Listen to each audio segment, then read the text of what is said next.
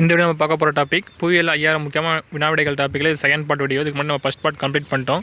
Second பார்ட்டில் நமக்கு 10th புவியியலில் ஃபுல்லாக கம்ப்ளீட் பண்ணிடலாம். ஸோ மேக்ஸிமம் கவர்மெண்ட் எக்ஸாமுக்கு பார்த்தீங்கன்னா இதுலேருந்து தான் நமக்கு அதிகமாக வினாக்கள் கேட்பாங்க. அதாவது 10ஆம் வகுப்பு புவியியல் இருந்தால் அதிகமாக வினாக்கள் நமக்கு கவர் ஆகும்.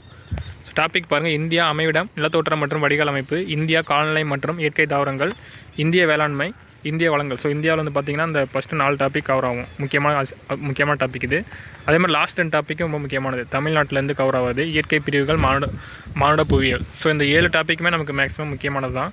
இதுக்கான PDF + கொஸ்டின் ஆன்சர் உங்களுக்கு வேணும்னா இந்த வாட்ஸ்அப் நம்பர் கான்ட் பண்ணி வாங்கிக்கலாம். 9344728476. வணக்கம் ஃப்ரெண்ட்ஸ். இப்போ நம்ம பார்க்க போகிறது 10ஆம் வகுப்பு சமூக அறிவியலில் இந்தியாவின் மக்கள் தொகை, போக்குவரத்து, தகவல் தொடர்பு மற்றும் வணிகம் தொடர்பான கேள்விகளும் அதற்கான பதில்களும். இந்திய மக்கள் தொகை 2011 படி 1210.19 மில்லியன்கள். 2001 மக்கள் தொகையை விட 2011 மக்கள் தொகை 19.31 கோடி அதிகம். உலகின் மொத்த நிலப்பரப்பில் இந்தியா 2.4%. உலக மக்கள் தொகையில் இந்தியா 17.5%. உலகில் உள்ள எத்தனை நபர்களில் ஒருவர் இந்தியர்? 6. இந்தியாவில் முதல் மக்கள் தொகை கணக்கெடுப்பு மேற்கொள்ளப்பட்ட ஆண்டு 1872. முழுமையான முதல் மக்கள் தொகை கணக்கெடுப்பு மேற்கொள்ளப்பட்ட ஆண்டு 1881. 15வது மக்கள் தொகை கணக்கெடுப்பு நடைபெற்ற ஆண்டு 2011. இந்தியாவில் மிக அதிக மக்கள் தொகையை கொண்ட மாநிலம் உத்தரப்பிரதேசம், 199.5 மில்லியன்கள். மகாராஷ்டிரா 112.5 மில்லியன்கள். பீகார் 103.3 மில்லியன்கள். மேற்கு வங்கம் 91.3 மில்லியன்கள். ஆந்திரா 84.6 மில்லியன்கள். இந்தியாவில் மிக குறைந்த மக்கள் தொகை கொண்ட மாநிலம் சிக்கிம். அதன் அளவு 0.61 மில்லியன். அதிக மக்கள் தொகை கொண்ட யூனியன் பிரதேசம் டெல்லி. மக்கள் தொகையின் அளவு 16.5 மில்லியன். 2011ஆம் ஆண்டின் மக்கள் தொகை கணக்கெடுப்பின்படி இந்தியாவின் சராசரி மக்கள் அடர்த்தி 1 சதுர கிலோமீட்டருக்கு 382.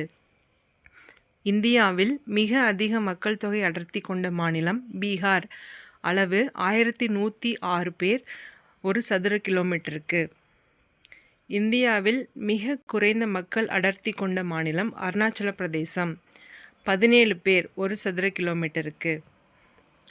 யூனியன் பிரதேசங்களில் அதிக மக்கள் அடர்த்தி கொண்டது புதுடெல்லி. 11,320 பேர் 1 சதுர கிலோமீட்டருக்கு. யூனியன் பிரதேசங்களில் மிக குறைந்த மக்கள் அடர்த்தி கொண்ட மாநிலம் அந்தமான் நிக்கோபார் தீவுகள். 46 பேர் 1 சதுர கிலோமீட்டருக்கு. மக்கள் தொகை அடர்த்தி தமிழ்நாட்டில் 555. 2001 2011 வரை 10 ஆண்டுகளில் மக்கள் தொகை வளர்ச்சி விகிதம் 17.64%. மக்கள் தொகை பெரும் மக்களியல் பிளவு ஆண்டு 1921. மக்கள் தொகை எதிர்மறை வளர்ச்சி 0.31%. மக்கள் தொகை தேக்கநிலை காலம் 1901 முதல் 1921 வரை. மக்கள் தொகை வெடிப்பு ஆண்டு 1961. மக்கள் தொகை வளர்ச்சியை தீர்மானிக்கும் காரணிகள் பிறப்பு விகிதம், இறப்பு விகிதம் மற்றும் இடப்பெயர்வு. மக்கள் தொகை பரவலை பாதிக்கும் காரணி நிலப்பரப்பு, காலநிலை, மண், நீர்ப்பரப்பு, கனிம வளம், தொழிலகம் மற்றும் போக்குவரத்து. ஒரு வருடத்தில் 1000 மக்கள் எண்ணிக்கையில் உயிருடன் பிறந்த குழந்தை எண்ணிக்கை பிறப்பு விகிதம் என்று அழைக்கப்படுகிறது. ஒரு வருடத்தில் 1000 மக்கள் தொகையில் இறந்தவர்களின் எண்ணிக்கை இறப்பு விகிதம் என்று அழைக்கப்படுகிறது. 2011ஆம் ஆண்டு மக்கள் தொகை கணக்கெடுப்பின்படி இந்தியாவில் 121 கோடி மக்களில் எத்தனை கோடி மக்கள் இடம்பெயர்ந்துள்ளனர்? 45 கோடி மக்கள். அதில் ஆண்கள் 48%, பெண்கள் 52%. இந்தியாவில் 15 வயதிற்கு குறைவான மக்கள் தொகை 29.5%. 60 வயதிற்கு மேற்பட்ட மக்களின் தொகை 8%. இந்தியாவில் உழைக்கும் மக்கள் தொகையின் சதவிகிதம் 62.5%. 2011 பாலின விகிதம் இந்தியா 940. 2011 பாலின விகிதம் கேரளா 1084. குறைந்த பாலின விகிதம் கொண்ட இடம் டையூ டாமன், அதன் அளவு 618. 2011 எழுத்தறிவு விகிதம் இந்தியா 74.04%, ஆண்கள் 82.14%, பெண்கள் 65.46%, ஆண் பெண் வித்தியாசம் 16.68%. இந்தியாவில் அதிக எழுத்தறிவு பெற்ற மாநிலம் கேரளா. இந்தியாவில் குறைந்த எழுத்தறிவு பெற்ற மாநிலம் பீகார். 2011 இந்தியாவில் வேலையில் பங்கேற்போர் விகிதம் 39.79%. முதன்மை தொழிலாளர்கள் 6 மாதம் அல்லது 183 நாட்கள். 6 மாதங்களுக்கு குறைவாக வேலை செய்யும் தொழிலாளர்கள் பகுதி நேர தொழிலாளர்கள் என்று அழைக்கப்படுகின்றனர். இந்தியாவில் வேலையில் பங்கேற்போர் ஆண்கள் 53.25%, பெண்கள் 25.51%, முதன்மை தொழிலாளர்கள் 75.23%, பகுதி நேர தொழிலாளர்கள் 24.77%. எந்த மாநிலம் மிகுந்த நகரம் மயமாக்கப்பட்ட பகுதியாக உள்ளது? கோவா. அளவு 62.17%. குறைந்த நகரமயமாக்கப்பட்ட பகுதி இமாச்சல பிரதேசம். அளவு 10.04%. நகரமயமாக்கப்பட்ட பகுதிகளின் சதவிகிதம்: டெல்லி 97.50%, தமிழ்நாடு 48.4%, கேரளா 47.7%, மகாராஷ்டிரா 45.2%. அடுத்த கொஸ்டின், 2011ஆம் ஆண்டு கணக்கெடுப்பின்படி இந்தியாவில் நகர்ப்புற மக்கள் தொகை 377 மில்லியன்கள். 44வது கொஸ்டின், மெகா நகரம் Mumbai 18.4 million, Delhi 16.3 million, Kolkata 14.1 million. மனிதவள மேம்பாடு என்பது கல்வி, உடல்நலம், வருமானம், அதிகாரம் போன்றவைகளில் மக்களுக்கான வாய்ப்புகளை அதிகப்படுத்தும் ஒரு செயல்முறையாகும் என்று கூறியவர் மெஹபூப் உல் ஹக். மனித வளர்ச்சியின் குறியீடுகள் மக்கள் தொகை போக்குகள், ஆரோக்கிய வெளிப்பாடு, கல்வி சாதனங்கள், தேசிய வருமானம், வள கூட்டமைப்பு, தொழில், வேலைவாய்ப்பு, மனித பாதுகாப்பு, மனித மற்றும் முதலீடு ஈர்ப்பு. மனித வளம் துணை குறியீடு நலவாழ்வியல் உணர்வு அடிப்படை உரிமை ஒப்பந்தம். அடுத்த கொஸ்டின், மனிதவள மேம்பாடு என்பது 3 அடிப்படை பரிணாமங்களை கொண்டவை. அவை ஆரோக்கியம், கல்வி மற்றும் வருமானம். மனிதவள மேம்பாடு குறியீடுகள், அதாவது HDI ஹியூமன் டெவலப்மெண்ட் இண்டெக்ஸ், குறைந்த மனிதவள மேம்பாடு அப்படின்றது 0.55, மிதமான மனிதவள மேம்பாடு 0.55 முதல் 0.699 வரை, அதிக மனிதவள மேம்பாடு 0.7 முதல் 0.799 வரை, மிக அதிக மனிதவள மேம்பாடு அப்படின்றது 0.8 மற்றும் அதற்கு மேல். 2016ஆம் ஆண்டின்படி இந்தியா சுமார் எத்தனை கிலோமீட்டர் நீள சாலையை கொண்டு உலகின் 2வது நீண்ட சாலை வலை பின்னல் அமைப்பு கொண்டுள்ளது? 56,03,293. ஹெர்ஷா சூரி தன்னுடைய பேரரசை பலப்படுத்தும் ஒருங்கிணைக்கவும் ஷாகி சாலையை எங்கு அமைத்தார் அப்படின்னா சிந்து பள்ளத்தாக்கிலிருந்து மேற்கு வங்கத்தில் உள்ள சோனார் பள்ளத்தாக்கு வரை அமைத்தார். கொல்கத்தாவிலிருந்து பெசாவர் வரை உள்ள சாலை ஆங்கிலேயர் ஆட்சி காலத்தில் எவ்வாறு பெயர் மாற்றம் செய்யப்பட்டது? கிராண்ட் ட்ரங்க் சாலை. தற்போது இச்சாலை அமிர்தசரஸிலிருந்து கொல்கத்தா வரை நீட்டிப்பு செய்யப்பட்டுள்ளது. NH1 டெல்லியிலிருந்து அமிர்தசரஸ் வரை, NH2 டெல்லியிலிருந்து கொல்கத்தா வரை. 2016 படி மொத்த தேசிய நெடுஞ்சாலைகளின் நீளம் எத்தனை கிலோமீட்டர்? 1,01,011 கிலோமீட்டர். இந்தியாவின் மிக நீளமான தேசிய நெடுஞ்சாலை NH7 வாரணாசியிலிருந்து கன்னியாகுமரி வரை, அதன் நீளம் 2,369 கிலோமீட்டர். மிக குறைந்த தேசிய நெடுஞ்சாலை NH47A எர்ணாகுளம் முதல் கொச்சி துறைமுகம் வரை, அதன் நீளம் 6 கிலோமீட்டர். 2016 படி மாநில நெடுஞ்சாலைகளின் நீளம் 1,76,166 கிலோமீட்டர். 2016 படி இந்தியாவில் மாவட்ட சாலைகளின் நீளம் 5,61,940 கிலோமீட்டர். 2016 படி இந்தியாவில் கிராமப்புற சாலைகளின் மொத்த நீளம் 39,35,337 கிலோமீட்டர். NHAI அதாவது national highway authority of India இந்தியாவில் தேசிய நெடுஞ்சாலை ஆணையம் நிறுவப்பட்ட ஆண்டு 1995. எல்லைப்புற சாலைகள் நிறுவனம் அமைக்கப்பட்ட ஆண்டு 1960. உலகிலேயே உயரமான எல்லைப்புற சாலை லடாக்கில் உள்ள லேவில் இருந்து எங்கு வரை அமைக்கப்பட்டுள்ளது? சண்டிகர் வரைக்கும். அதோட உயரம் பார்த்தோம் அப்படின்னா 4270 மீட்டர். தங்க நாற்கர சாலையின் மொத்த நீளம் 5846 கிலோமீட்டர். தங்க நாற்கர சாலையை இணைக்கும் பகுதிகள் புதுடெல்லி, கொல்கத்தா, சென்னை மற்றும் மும்பை. தங்க நாற்கர சாலை திட்டம் தொடங்கப்பட்ட ஆண்டு 1996.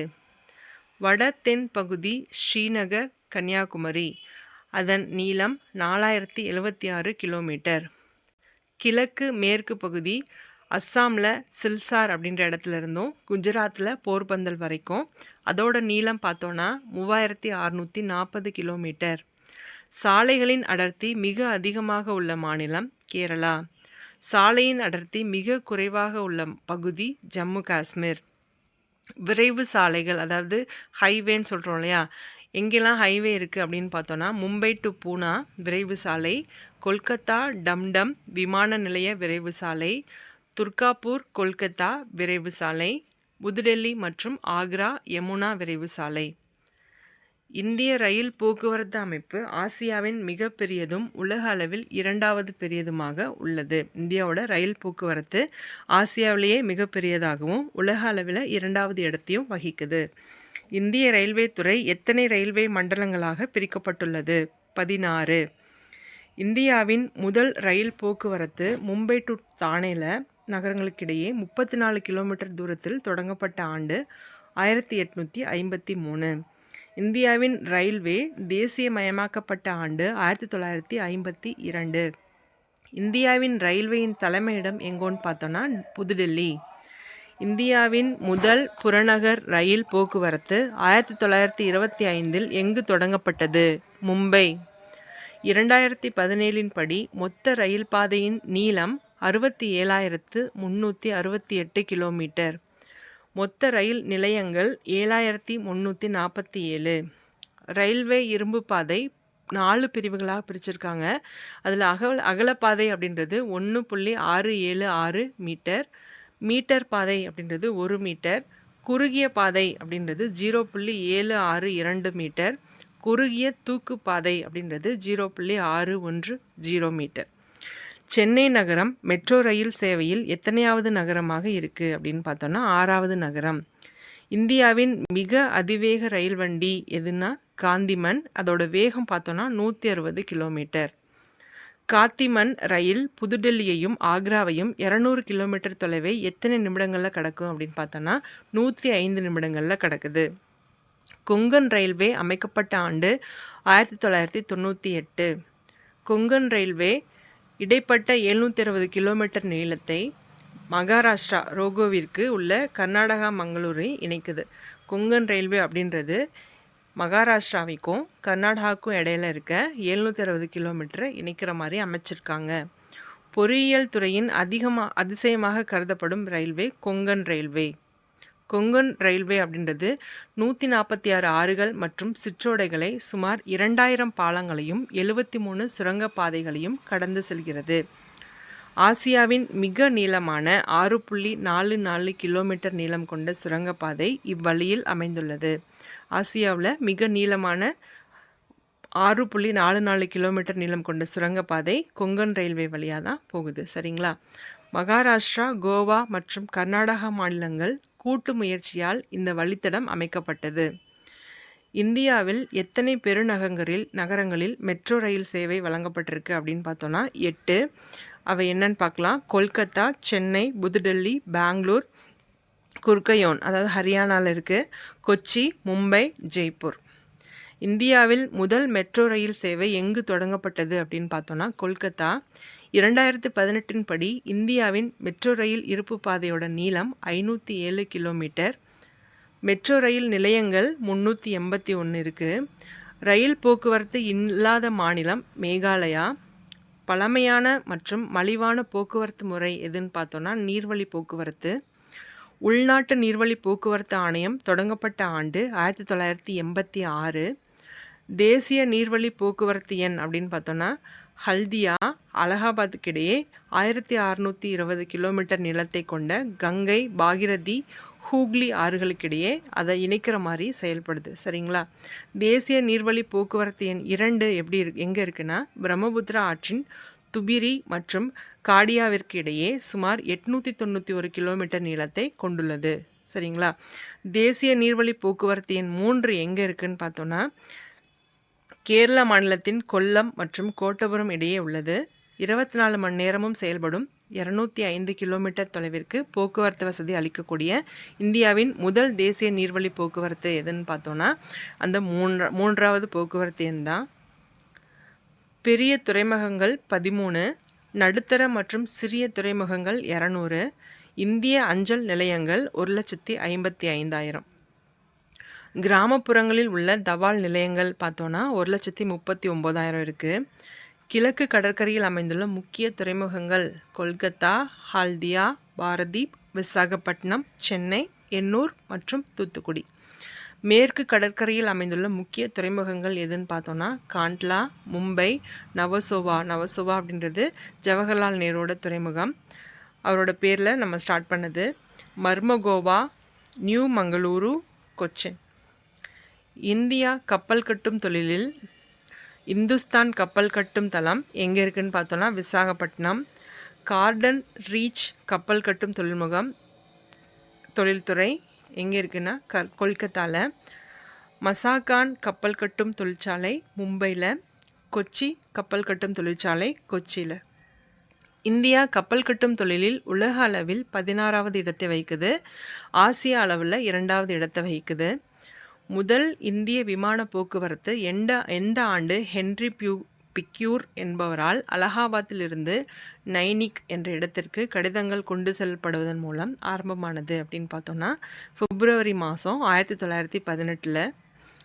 எந்த ஆண்டு நாட்டில் செயல்பட்டு வந்த 8 பல்வேறு விமான நிலையங்கள் ஒன்றிணைந்து தேசியமயமாக்கப்பட்டது அப்படின்னா 1953. இந்தியாவில் தற்பொழுது எத்தனை சர்வதேச விமான நிலையங்கள் உள்ளன அப்படின்னு பார்த்தோன்னா 19. நேதாஜி சுபாஷ் சந்திர போஸ் சர்வதேச விமான நிலையம் எங்கே அமைஞ்சிருக்குன்னு பார்த்தோன்னா கொல்கத்தாவில். சென்னை சர்வதேச விமான நிலையம் அமைந்துள்ள இடம் சென்னை. இந்திரா காந்தி சர்வதேச விமான நிலையம் அமைந்துள்ள இடம் புதுடெல்லி. சத்ரபதி சிவாஜி சர்வதேச விமான நிலையம் அமைந்துள்ள இடம் மும்பை. திருவனந்தபுரம் சர்வதேச விமான நிலையம் அமைந்துள்ள இடம் திருவனந்தபுரம். சர்தார் வல்லபாய் பட்டேல் சர்வதேச விமான நிலையம் அமைந்துள்ள இடம் அகமதாபாத். பெங்களூர் சர்வதேச விமான நிலையம் அமைந்துள்ள இடம் பெங்களூர். ராஜீவ்காந்தி சர்வதேச விமான நிலையம் அமைந்துள்ள இடம் ஹைதராபாத். பவன் ஹன்ச் வானுலக ஊர்தி நிறுவனம். ONGC எண்ணெய் மற்றும் இயற்கை எரிவாயு நிறுவனம் மற்றும் கடல் சார்ந்த பணிகளுக்கு சேவையை அளிக்குது. அது இல்லாமல் புதுடெல்லியை தலைமையிடமாக கொண்ட இது ஒரு பொதுத்துறை நிறுவனம். பவன் ஹன்ச் வானுலக ஊர்தி நிறுவனம். மும்பையின் மேற்கு வில்பார்லேவில் உள்ள ஜூஹு விமான நிலையத்தை தளமாக கொண்டு இது இயங்குது. சரிங்களா? தென் மினி ரத்னா பிரிவின் கீழ் இயங்கும் ஒரு பொதுத்துறை நிறுவனம். அடுத்த கொஸ்டின். இந்திய விமான நிலைய பொறுப்பு ஆணையம் ஆரம்பிக்கப்பட்ட ஆண்டு 1995. ஏர் இந்தியா மற்றும் இந்தியன் ஏர்லைன்ஸ் நிறுவனங்கள் இந்திய தேசிய விமான போக்குவரத்து கழகத்தின் கீழ் ஒருங்கிணைக்கப்பட்ட ஆண்டு 2007. இந்திய அஞ்சல் சேவை பொதுமக்களின் பயன்பாட்டிற்கு தொடங்கப்பட்ட ஆண்டு 1857. இந்தியாவின் முதல் அஞ்சல் வில்லை 1852ஆம் ஆண்டு எங்கு வெளியிடப்பட்டது அப்படின்னு பார்த்தோம்னா கராச்சியில். விரைவு அஞ்சல் சேவை தொடங்கப்பட்ட ஆண்டு 1975. அஞ்சல் குறியீட்டு எண் அறிமுகப்படுத்தப்பட்ட ஆண்டு 1972. விரைவு அஞ்சல் சேவைக்காக எத்தனை அஞ்சலக தடங்கள் அறிமுகப்படுத்தப்பட்டுள்ளன அப்படின்னு பார்த்தோன்னா 6. அவை என்னென்னு பார்க்கலாம். ராஜதானி தடம், மெட்ரோ தடம், பசுமை தடம், வணிகத் தடம், மொத்த அஞ்சல் தடம் மற்றும் பருவ இதழ் தடம். அடுத்த கொஸ்டின், இந்திய வானொலி ஒலிபரப்பு சேவை மும்பை வானொலி சங்கம் மூலமாக எந்த ஆண்டு தொடங்கப்பட்டது அப்படின்னு பார்த்தோன்னா 1923. அகில இந்திய வானொலி என்று பெயர் மாற்றம் செய்யப்பட்ட ஆண்டு 1936. அகில இந்திய வானொலியானது ஆகாஷ்வாணி என்று பெயர் மாற்றம் செய்யப்பட்ட ஆண்டு 1957. சீனாவிற்கு அடுத்தபடியாக 460 மில்லியன் இணைய பயன்பாட்டாளர்கள் கொண்டு இந்தியா எத்தனையாவது இடத்தில் உள்ளது அப்படின்னு பார்த்தோன்னா 2வது இடம். இந்திய தேசிய செயற்கைக்கோள் அமைப்பு நிறுவப்பட்ட ஆண்டு 1983. ஆகஸ்ட் 30, 1983ஆம் ஆண்டு தகவல் தொடர்பிற்காக ஏவப்பட்ட முதல் இன்சாட் வரிசை செயற்கைக்கோள் இன்சாட் 1B. மக்கள் தொகையின் பல்வேறு அம்சங்கள் பற்றி அறிவியல் பூர்வமான படிப்பு மக்களியல். அடுத்த கொஸ்டின், மனிதவள மேம்பாடு எதன் மூலம் கணக்கிடப்படுகிறது அப்படின்னு பார்த்தோன்னா மனிதவள மேம்பாட்டு குறியீடு. இந்தியாவின் உள்நாட்டு நீர்வழி போக்குவரத்தின் நீளம் 14,500 கிலோமீட்டர். இந்தியாவின் முக்கிய இறக்குமதி பொருள் எதுன்னு பார்த்தோன்னா பெட்ரோலியம். தேசிய தொலையுணர்வு மையம் அமைந்துள்ள இடம் ஹைதராபாத்.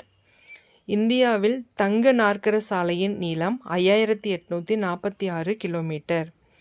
ஜிசாட் 7A தகவல் தொடர்புக்காக ஏவப்பட்ட ஆண்டு டிசம்பர் 19, 2018. 2021ஆம் ஆண்டில் இந்தியாவில் எத்தனை மில்லியன் மக்கள் தளத்தை பயன்படுத்துபவர்களாக இருப்பார்கள் என்று கணக்கிடப்பட்டுள்ளது அப்படின்னு பார்த்தோன்னா 2021 இணையதள வழியே வசதிகளை அதிகமாக பயன்படுத்த இந்தியாவில் எவ்வளோ மில்லியன் பார்த்தோன்னா 635.8 மில்லியன் மக்கள். இந்தியாவில் மொத்தமாக 16 ரயில்வே மண்டலங்கள் இருக்குது. அவை என்னென்னு பார்க்கலாம். வடக்கு ரயில்வே புதுடெல்லி, வடமேற்கு ரயில்வே ஜெய்ப்பூர், வட மத்திய ரயில்வே அலகாபாத், வடகிழக்கு ரயில்வே கோரக்பூர், வடகிழக்கு எல்லை ரயில்வே ஹவுகாத்தி, கிழக்கு ரயில்வே கொல்கத்தா, கிழக்கு கடற்கரை ரயில்வே புவனேஸ்வர், கிழக்கு மத்திய ரயில்வே ஹஷிப்பூர், மேற்கு மத்திய ரயில்வே ஹபல்பூர், மத்திய ரயில்வே மும்பை சத்ரபதி சிவாஜி முனையம், மேற்கு ரயில்வே மும்பை, தெற்கு ரயில்வே சென்னை, தென் மத்திய ரயில்வே செகந்திராபாத், தென் கிழக்கு ரயில்வே கொல்கத்தா, தென் மேற்கு ரயில்வே ஹூப்ளி, தென் கிழக்கு மத்திய ரயில்வே பிலாஸ்பூர், கொங்கன் ரயில்வே நவி மும்பை. அடுத்து நம்ம பார்க்க போகிற டாபிக் பார்த்தோன்னா தமிழ்நாட்டின் இயற்கை பிரிவுகள். 10ஆம் வகுப்பு சமூக அறிவியலில் இந்த டாபிக் இப்போ பார்க்க போகிறோம். மாநில மறுசீரமைப்பு சட்டத்தின்படி மொழியியல் அடிப்படையில் மாநிலங்கள் மறுசீரமைப்பு செய்யப்பட்ட ஆண்டு 1956. மொழி வாரியாக மாநிலங்கள் பிரிக்கப்பட்ட போது மதராஸ் மாகாணத்தில் இருந்து பிரிக்கப்பட்டது தெலுங்கு மொழி பேசும் பகுதிகள். இப்பிரிவினைக்கு பிறகு மதராஸ் மாகாணத்தில் இருந்த மாவட்டங்கள் 13. மதராஸ் மாகாணம் CN அண்ணாதுரை அவர்களால் தமிழ்நாடு என பெயர் மாற்றம் செய்யப்பட்ட ஆண்டு 1969 ஜனவரி 14.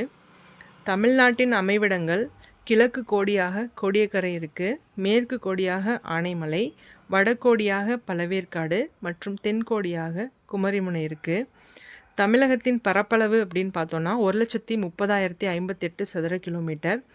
தமிழ்நாட்டின் எல்லைகள் கிழக்கில் வங்காள விரிகுடா, மேற்கில் கேரளா, வடக்கில் ஆந்திர பிரதேசம் மற்றும் தெற்கில் இந்திய பெருங்கடல். தமிழ்நாட்டையும் இந்தியாவின் தென் கிழக்கிலுள்ள இலங்கையையும் பிரிப்பது எதுன்னு பார்த்தோன்னா மன்னார் வளைகுடா, பாக் நீர்சந்தி. இந்தியாவின் 3வது நீளமான கடற்கரையை கொண்டுள்ள மாநிலம் தமிழ்நாடு. அதன் நீளம் 1076 கிலோமீட்டர். தமிழ்நாடு உருவான காலகட்டத்தில் எத்தனை மாவட்டங்கள் மட்டுமே இருந்தன? 13. தமிழ்நாட்டில் புதிதாக உருவாக்கப்பட்டுள்ள 3 மாவட்டங்கள் கள்ளக்குறிச்சி, தென்காசி, செங்கல்பட்டு, மயிலாடுதுறை. எந்த மாவட்டங்களை தவிர மற்ற மாவட்டங்கள் பல்வேறு காலகட்டங்களில் பிரித்தமைக்கப்பட்டது அப்படின்னு பார்த்தோன்னா சென்னை, நீலகிரி, கன்னியாகுமரி. தீபகற்ப பீடபூமி எனப்படும் தக்கான பீடபூமியில் அமைந்துள்ளது தமிழ்நாடு. கிரெட்டோசியஸ் காலத்தில் 135 மில்லியன் ஆண்டுகளுக்கு முன்பு பிரிந்து சென்ற கோண்ட்வானா நிலப்பகுதியில் இருந்து உருவான ஒரு பகுதி தான் தீபகற்ப பீடபூமி. தமிழ்நாடு நிலத்தோற்றத்தின் அடிப்படையில் எத்தனை பெரும் பிரிவுகளாக பிரிக்கப்பட்டுள்ளது? 5 பெரும் பிரிவுகள். அவை மேற்கு தொடர்ச்சி மலை, கிழக்கு தொடர்ச்சி மலை, பீடபூமிகள், சமவெளிகள், உள்நாட்டு சமவெளிகள். மேற்கு தொடர்ச்சி மலையின் உயரம் 2000 முதல் 3000 மீட்டர் வரை. மேற்கு தொடர்ச்சி மலையின் பரப்பளவு 2500 சதுர கிலோமீட்டர். மேற்கு தொடர்ச்சி மலையில் உள்ள கணவாய்கள் பார்த்தோன்னா 4 கணவாய்கள் இருக்குது. அவை பாலக்காடு கணவாய், செங்கோட்டை கணவாய், ஆரல்வாய் மொழி கணவாய், அச்சன் கோவில் கணவாய். அடுத்த கொஸ்டின், மேற்கு தொடர்ச்சி மலையில் அமைந்துள்ள முக்கிய மலைகள் பார்த்தோம் அப்படின்னா நீலகிரி, ஆனைமலை, பழனிமலை, ஏலக்காய் மலை, வருசமலை, ஆண்டிப்பட்டி மலை மற்றும் அகத்தியர் மலை. 20வது கொஸ்டின், தமிழ்நாட்டின் வடமேற்கு பகுதியில் அமைந்துள்ள மலை நீலகிரி மலை.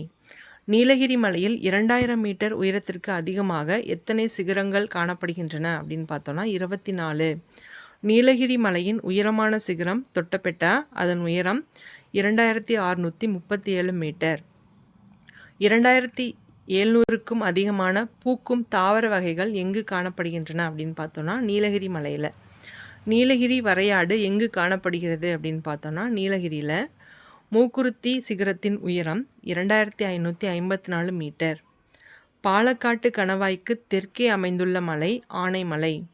ஆனைமலை புலிகள் காப்பகம், ஆழியாறு பாதுகாக்கப்பட்ட காடுகள், வால்பாறை மலைவாழிடம், காடம்பாறை நீர்மின் நிலையம் போன்றவை அமைந்துள்ள மலை ஆனைமலை.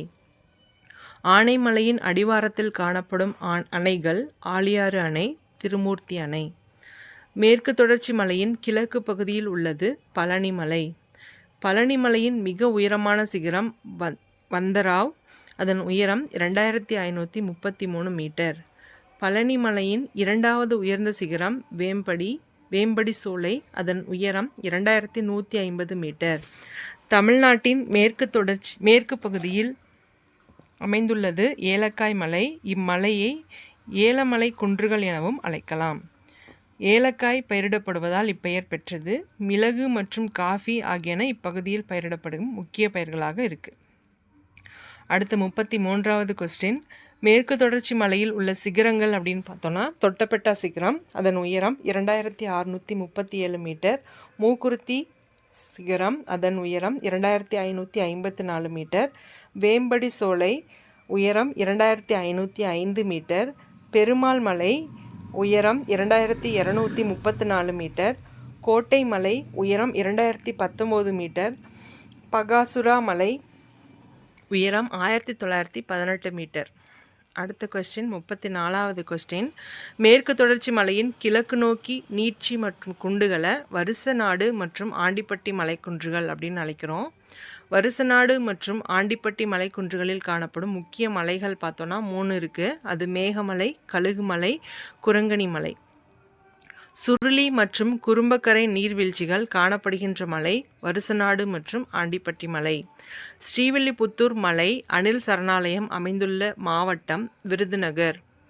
வைகை மற்றும் அதன் துணை ஆறுகள் எங்கு உருவாகின்றன?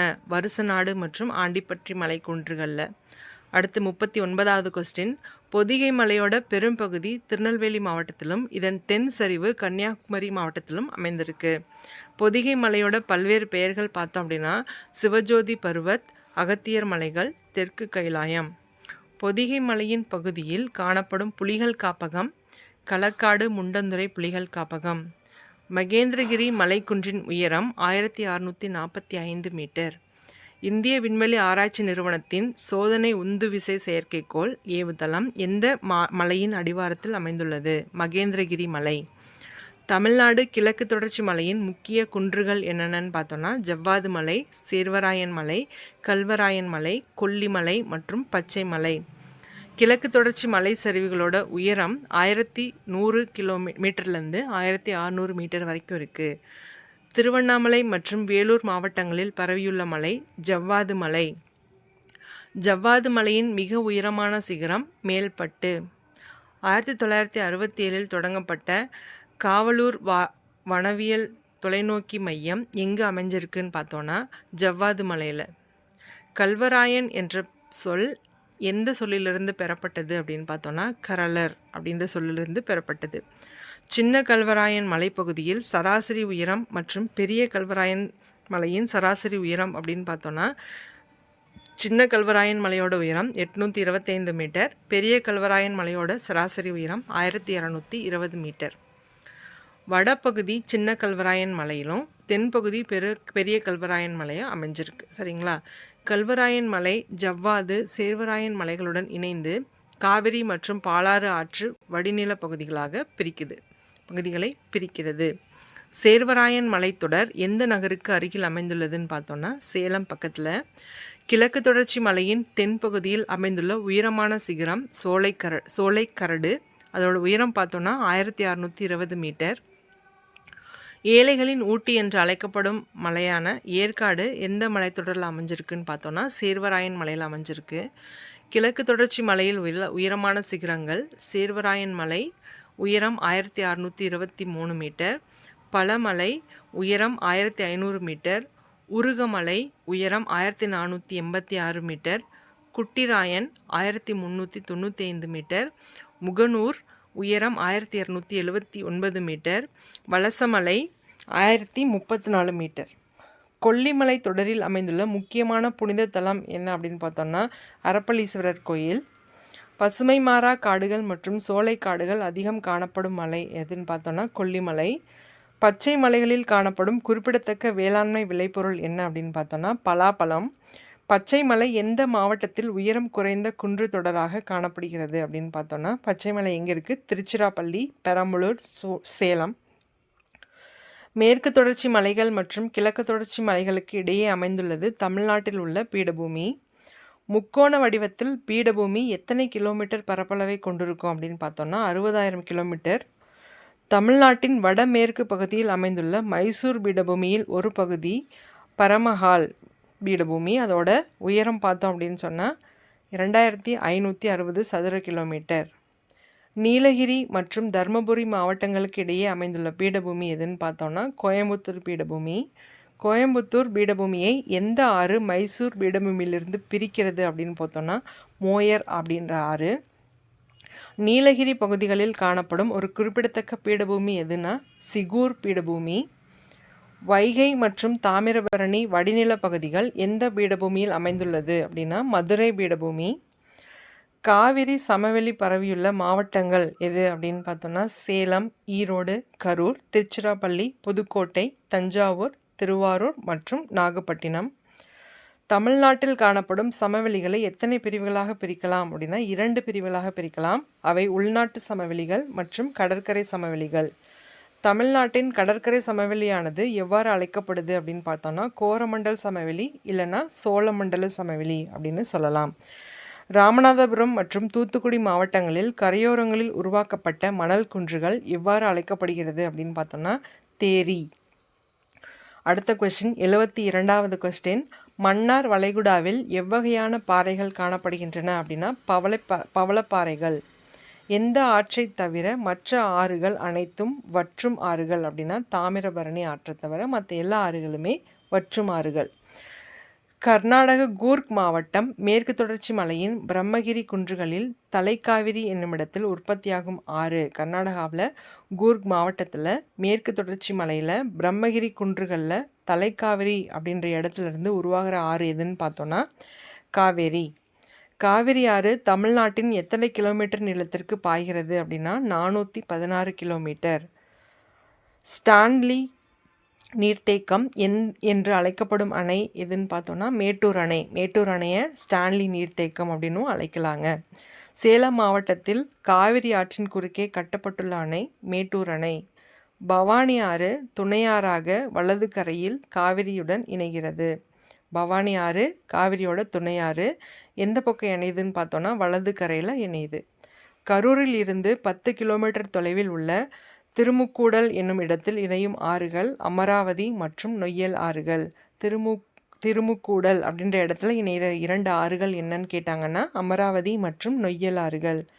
காவிரி ஆறு திருச்சிராப்பள்ளி மாவட்டத்தில் எத்தனை கிளைகளாக பிரிக்குது அப்படின்னா 2 கிளைகளாக பிரிக்குது. வடக்கிளை கொள்ளிடம்னு சொல்லுவோம், தென்கிளை காவிரியாகவே தொடரும். சரிங்களா? கொள்ளிடம் மற்றும் காவிரி ஆறு கிளைகள் இணைந்து உருவாகும் தீவு ஸ்ரீரங்கம் தீவு. காவிரி டெல்டா பகுதியில் கிணறுகளால் உருவாகியுள்ள வலைப்பின்னல் அமைப்பு எவ்வாறு அழைக்கப்படுகிறது அப்படின்னா தென்னிந்தியாவின் தோட்டம் அப்படின்னு அழைக்கப்படுது. காவிரி ஆறு கடலூருக்கு தெற்கே எந்த கடலில் கலக்கிறது அப்படின்னா வங்கக்கடலில் கலக்குது. தமிழ்நாட்டில் உள்ள முக்கிய தீவுகள் என்னென்னு பார்த்தோன்னா 8. அவை பாம்பன் தீவு, முயல் தீவு, குருசடை தீவு, நல்லத்தண்ணி தீவு, தீவுத்திடல், காட்டுப்பள்ளி தீவு, குவிப்பில் தீவு மற்றும் விவேகானந்தர் நினைவு பாறை. கர்நாடகாவின் கோலார் மாவட்டத்தில் தலகவாரா கிராமத்திற்கு அப்பால் உற்பத்தியாகும் ஆறு பாலாறு.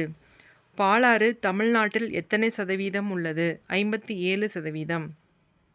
பாலாற்றின் துணை ஆறுகள் பொன்னி, கவுண்டினியா, மலட்டாறு, செய்யாறு, கிளியாறு. பாலாற்றின் மொத்த நீளம் 348 கிலோமீட்டர். கிழக்கு கர்நாடகாவின் நந்திதுர்கா மலைகளில் கிழக்கு சரிவுகளிலிருந்து உருவாகும் ஆறு தென்பெண்ணை ஆறு. தென்பெண்ணை ஆறு தமிழ்நாட்டின் எத்தனை சதவிகிதம் உள்ளது? 77%. தென்பெண்ணை தமிழ்நாட்டில் பாயும் நீளம் 247 கிலோமீட்டர். பெண்ணையாற்றின் 2 கிளைகள் கெடிலம் மற்றும் பெண்ணையாறு. பெண்ணையாற்றின் முக்கிய துணையாறுகள் சின்னாறு, மார்க்கண்ட நதி, வாணியாறு மற்றும் பாம்பன் ஆறு. பெண்ணையாற்றின் குறுக்கே உருவாக்கப்பட்டுள்ள நீர்த்தேக்கங்கள் 2. அவை கிருஷ்ணகிரி நீர்த்தேக்கம், சாத்தனூர் நீர்த்தேக்கம். இந்து சமய மக்களால் புனித நதியாக கருதப்படும் ஆறு தென்பெண்ணை ஆறு. தென்பெண்ணை ஆறு எந்த கடலில் கலக்கிறது? வங்கக்கடலில் கலக்கிறது. தமிழ்நாட்டின் மேற்கு தொடர்ச்சி மலையிலுள்ள வருஷ நாட்டு கிழக்கு சரிவில் உற்பத்தியாகும் ஆறு வைகை ஆறு. தாமிரபரணி என்னும் பெயர் தாமிரம் மற்றும் வருணி என்பதிலிருந்து பெறப்பட்டது. செந்நிற தோற்றத்துடன் காணப்படும் நதியின் நீர் தாமிரபரணி ஆறு. அம்பாசமுத்திரம் வட்டம் பாபநாசத்தில் உள்ள மேற்கு தொடர்ச்சி மலையின் பொதிகை மலை முகடுகளில் தோன்றும் ஆறு தாமிரபரணி. அகத்திய முனிவரோடு தொடர்புடையதாக கருதப்படும் ஆறு தாமிரபரணி. தாமிரபரணி ஆற்றின் துணையாறுகள் காரையாறு, சேர்வலாறு, மணிமுத்தாறு, கடனாநதி, பச்சையாறு, சிற்றாறு மற்றும் ராமநதி. தாமிரபரணி ஆறு எந்த கடலில் கலக்கிறது? வங்கக்கடலில். இந்தியாவை 2 பாகங்களாக பிரிப்பது கடகரேகை. கடகரேகைக்கு தெற்கேயும் பூமத்திய ரேகைக்கு அருகாமையிலும் அமைந்துள்ளது தமிழ்நாடு. தமிழ்நாட்டின் வெப்பநிலை 18 டிகிரி செல்சியஸ் முதல் 43 டிகிரி செல்சியஸ் வரை இருக்கும். தமிழ்நாட்டின் சராசரி மழை அளவு 958.5 மில்லிமீட்டர். தமிழ்நாட்டின் பருவ காலங்கள் குளிர்காலம் ஜனவரி முதல் பிப்ரவரி வரை, கோடைக்காலம் மார்ச் முதல் மே வரை, தென்மேற்கு பருவக்காற்று காலம் ஜூன் முதல் செப்டம்பர் வரை, வடகிழக்கு பருவக்காற்று காலம் அக்டோபர் முதல் டிசம்பர் வரை. ஜனவரி மற்றும் பிப்ரவரி மாதங்களில் சூரியனின் செங்குத்து கதிர்கள் பூமத்திய ரேகைக்கும் மகர ரேகைக்கும் இடையே விழுகிறது. இக்காலம் குளிர்காலமாக திகழும். தமிழகத்தில் குளிர்கால வெப்பநிலை 15 டிகிரி செல்சியஸ் முதல் 25 டிகிரி செல்சியஸ் வரை. நீலகிரி மலையின் வெப்பநிலை 0 டிகிரி செல்சியஸ். மார்ச், ஏப்ரல் மற்றும் மே மாதங்களில் சூரியனின் செங்குத்து கதிரானது தென்னிந்தியாவில் விழுகிறது. இக்காலம் கோடைகாலமாக திகழும். கோடை காலத்தின் வெப்பநிலை 30 டிகிரி செல்சியஸிலிருந்து 40 டிகிரி செல்சியஸ் வரை இருக்கும். கோடை காலத்தில் எந்த மாதத்தில் தமிழகத்தின் தென்பகுதி முன்பருவ மழை மூலமும் வெப்பச்சலனம் மூலமும் மழையை பெறும் அப்படின்னு பார்த்தோன்னா மே மாதம். தென்மேற்கு பருவக்காற்று காலத்தில் மழை பெறும் பகுதி எதுன்னு பார்த்தோன்னா ஃபஸ்ட்டு கோயம்புத்தூரில் 50 சென்டிமீட்டர் வரைக்கும் மழை இருக்கும். அடுத்தது கன்னியாகுமரி, திருநெல்வேலி, நீலகிரி, இங்கே 50 சென்டிமீட்டர்லேருந்து 100 சென்டிமீட்டர் வரைக்குமே மழை இருக்கும். பூமியின் சுழற்சியின் காரணமாக நகரும் அல்லது இயங்கும் பொருட்களை வட அரைக்கோளத்தில் வலப்புறமாகவும் தென் அரைக்கோளத்தில் இடப்புறமாகவும் திசைகளை மாற்றியமைக்கும் விசை கொரியாலிஸ் விசை என்று அழைக்கப்படுகிறது.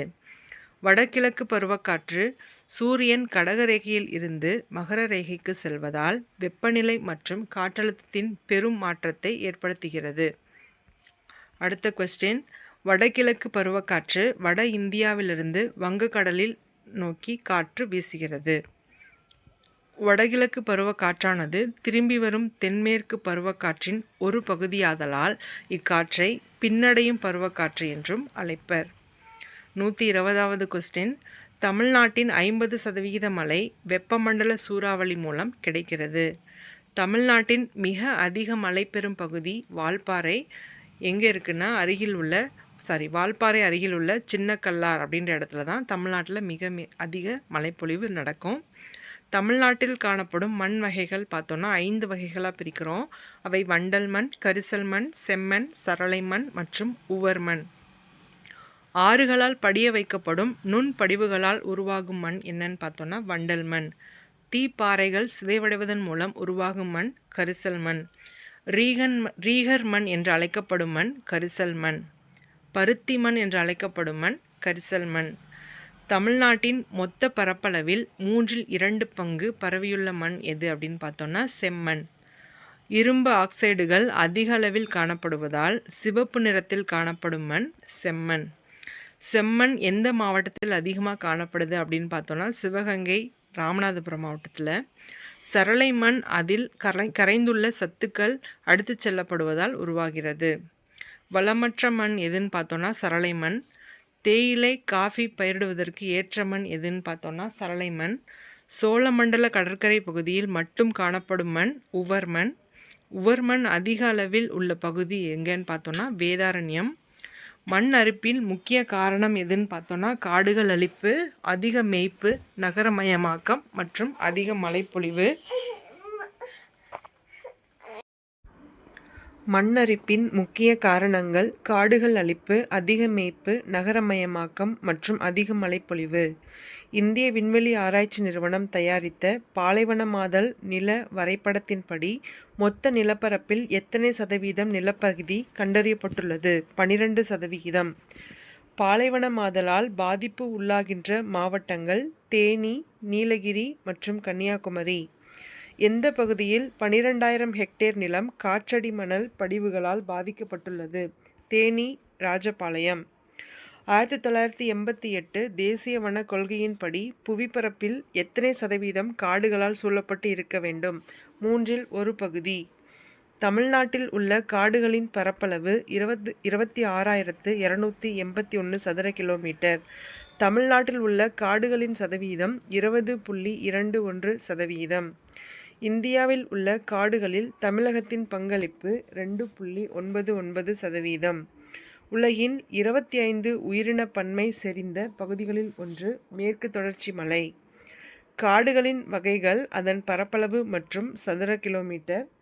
ஒதுக்கப்பட்ட காடுகள் 19,459 சதுர கிலோமீட்டர். பாதுகாக்கப்பட்ட காடுகள் 1,782 சதுர கிலோமீட்டர். வரையறுக்கப்படாத காடுகள் 1,266 சதுர கிலோமீட்டர். மொத்தம் 22,507 சதுர கிலோமீட்டர். தமிழகத்தில் உள்ள காடுகளின் வகைகள் 5. அவை வெப்பமண்டல பசுமைமாறா காடுகள், மித வெப்பமண்டல மழைக்காடுகள், வெப்பமண்டல இலையுதிர் காடுகள், மாங்குரோவ் காடுகள், வெப்பமண்டல முட்புதர் காடுகள். அதிக மழை பெறும் பகுதிகளில் காணப்பெறும் காடுகள் வெப்பமண்டல பசுமைமாறா காடுகள். உப அயன மண்டல காலநிலை நிலவும் கிழக்கு தொடர்ச்சி மலைப்பகுதியில் காணப்படும் காடுகள் அரை பசுமை மாறா வகை காடுகள்.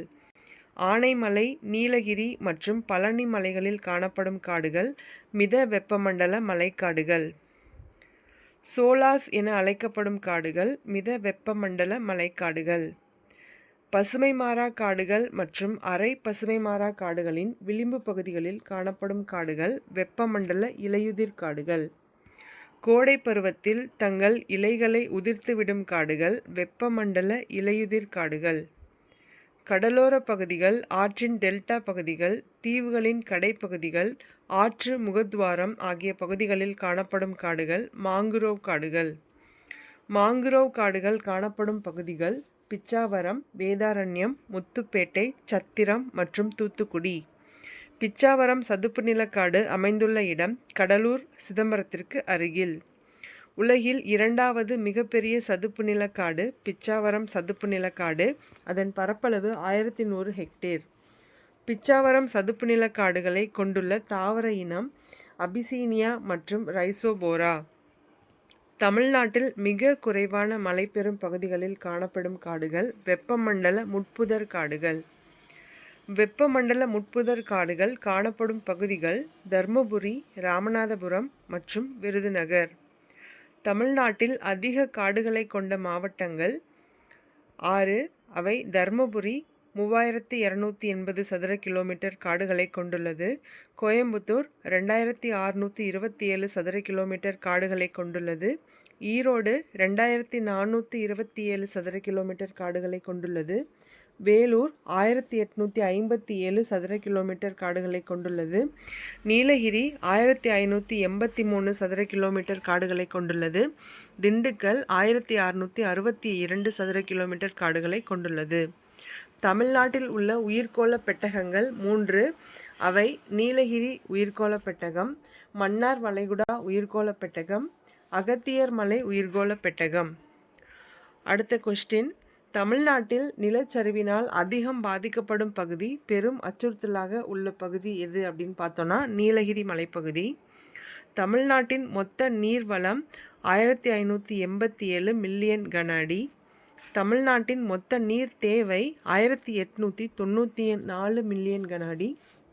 தமிழ்நாட்டில் நீர் பற்றாக்குறை எவ்வளோன்னு பார்த்தோன்னா 19.3%. தமிழ்நாட்டில் வறட்சிக்கு உள்ளாகும் பகுதிகள் உள்ள நிலப்பகுதி எவ்வளோ சதவீதம் இருக்குது அப்படின்னா 64%. அடுத்து நம்ம பார்க்க போகிறது 10th சோஷியலில் மானிட புவியியல். மனித சமுதாயம் வளர்ச்சி பெற்ற வழிமுறைகள் மற்றும் இயற்கை சூழலுடனான செயல்பாடுகள் குறித்து கற்றறிதலை என்னன்னு சொல்லுவோம்னு பார்த்தோன்னா மானுட புவியியல் அப்படின்னு சொல்லுவோம்.